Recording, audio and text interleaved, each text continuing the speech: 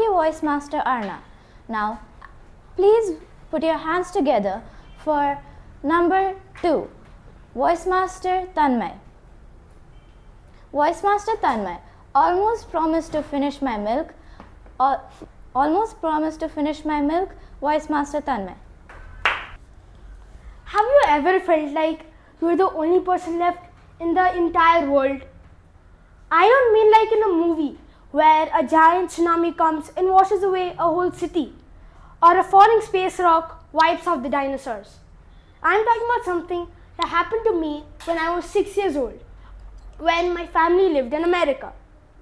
One evening, my parents and I went to a huge shopping plaza. My mother went to the snack store and my father and I went to Dollar Tree next door. When we reached the checkout line, I saw it. A shelf packed with the most coolest toys ever. I got totally distracted. I started playing with those monster trucks and costumes of my favorite heroes, Spider-Man and the Avengers. I was having so much fun that I didn't realize that our chance had come. My father paid for the items, thinking I would stay put there, and went to fetch my mom. But when I looked up, he was gone. Suddenly, my 6-year-old heart started beating faster and faster. I ran to the crafts aisle, ran to the cleaning aisle. I looked left, right, up and down. Nobody.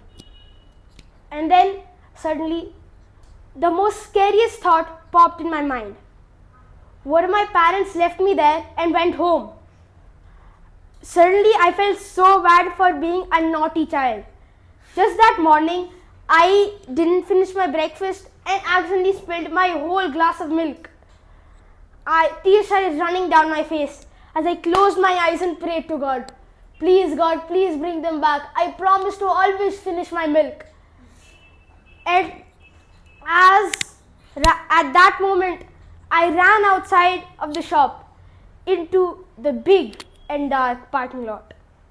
Luckily, I spotted our car and thought they wouldn't have left without the car. So I went right beside it and started waiting. Meanwhile, my parents were having the most gigantic panic attack of their whole lives. They were looking behind boxes, they were running down the sidewalks, and they were screaming in my name. Meanwhile, I was just hiding in the parking lot. And while I was waiting, a stranger walked up to me and saw that I was alone. He asked, "Where are your parents?" Now, I learnt about stranger danger by my teachers at school. So, naturally, I ignored him. And then he asked another time. I ignored him. But on the third time, I said with the most bravest 6-year-old voice I had, "My parents are coming." And then he asked if he could call them. I refused. He asked another 3 more times until I finally agreed.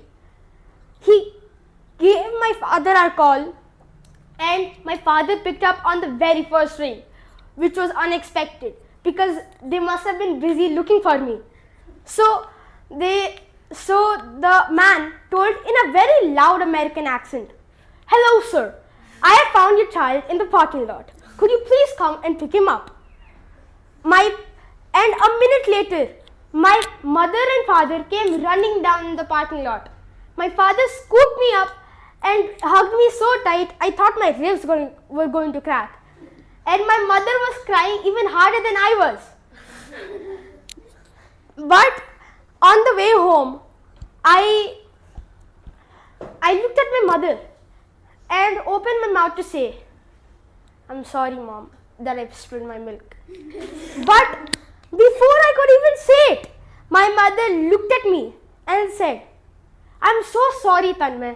We shouldn't always force you to finish your food like that. And it's okay that you spilled your milk." Actually, I decided to keep my apology for later. And in fact, I still haven't given it yet. Sorry, Mom and Dad. Thank you.